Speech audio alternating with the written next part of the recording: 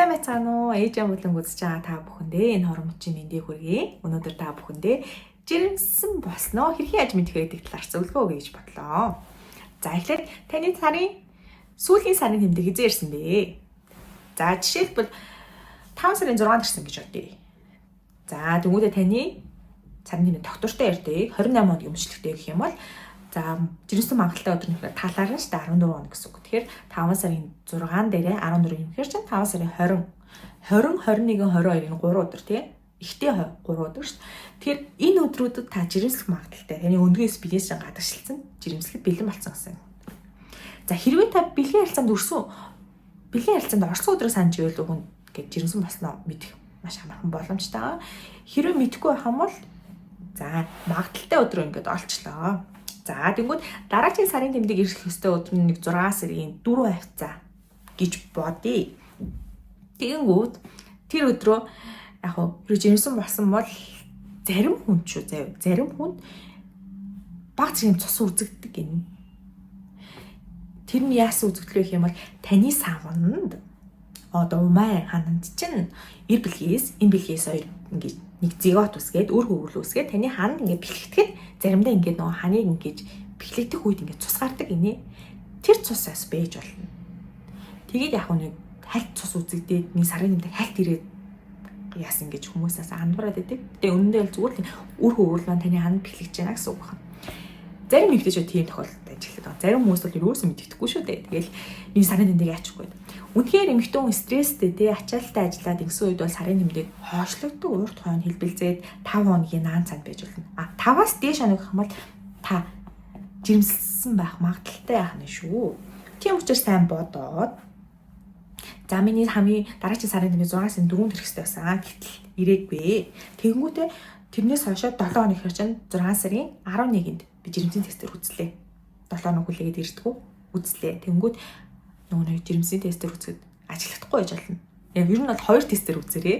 Өглөөний өвлийн шээсэн нөгөө шээсэндээ ингэж дүрдэг байж болно. Эсвэл нөгөө урсгал шээсэнд барьдаг байж болно. Үзлээ. Хоёлаа 1-1-6-аас байж болно. Эсвэл 1-6-аас 1 бүтгэн байж болно. Зүгээр. Тэгвэл дахиад хүлээ та. Дахиад 7 хоног хүлээ. Тэгэхээр сүүлийн сарын тэмдэг хэрэгстэйсэн 6 сарын 4-өн 11, 18 гэсэн үг шүү дээ. 18-нд та дахиад үз. Өглөөнийхөө шээсэн. Дахиад 2 тест үз. Тэгэнгүүт үнэхээр 2-6-аас нь тодорхой гараад ирсэн байна. Ингээд та жирэмсэн болсноо мэдэх боломжтой байна. Тэгэхээр сүүлийн сарын тэмдэгтээ ирэх ёстой өдрөөсөө 14 хоногийн дараа та шээсээрээ тестээр үзэх юм бол жирэмсэн болсноо мэдэх боломжтой. Үнэхээр ингээд итгэхгүй байгаад ах юм бол та эхо нэмжид очиод үзвэл жирэмсэн болсон хэсгээ. Тэнгүүд яг нөгөө хан бэлтээ тэгэхээр нэг бараг л 2-7 хоног л болсон гэсэн үг шүү дээ. 2-оос 3 максимум да. Тэгэхэд таны умаа сав буюу ханаантай ингээд 0.100-ны 1 мм, 2 мм, 3 мм-ийн ингээд үр хөврөл ингээд үүссэн байх харагдсан шүү гэж хэлье. Ерөнхийдөө бол жирэмсний 2-3 дахь 7 хоног 0.100-ны хараа ирэх шүү. Зүгээр л цэг харагдана. 0.100-ны 2-3 мм л ийм жирэмсний чинь үр хөврөлтөнд харагдана. Ингэж бас мэдэх боломжтой. Эсвэл та цусаар шинжилгээ өгч болно. Нэг 6 сарын 4-нд ирэхсэн шүү дээ. 11-нд цусаар шинжилгээ өгч болно. Тэгэнгүүт 21 гидроропи төлөө хийгээд нөгөө жирэмсний дааврын шинжилгээ өгөө гэдээ очиход тэгээд цусаар үзэхэд тэр бол ингээд бас нөгөө байх хэвээр даавар ингээд өсчихөр та жирэмсэн болсон байна гэд бас мэдэх боломжтой ахна шүү. Тэгэхээр та бас цусаар шинжилгээ өгөхөд бас мэдчих боломжтой.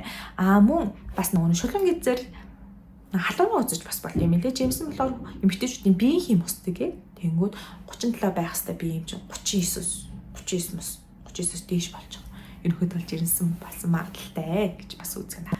Ингээд та бүхэн маань ерөнхийдөө бол сарын тэмдэг ирэх ёстой байсан өдрөөс 7 хоногийн дараа шээсэр үзэж болно. 2-7 хоногийн дараа шээсэр үзэх юм бол бүр батны 2-6-аас гарна. Мөн эход очиж үзүүлж болно. Мөн цусаар шинжилгээ өгж болно. Шулуун гизээр халуун нуцж болох юм байна. Ингээд та бүхэн жирэмсэн болсноо ийм аргуудаар үзэх боломжтой байх нь шүү. За өнөөдрийн бичлэг маань ингээд дуслаа. Дараагийн дугаар хүртэл баяртай.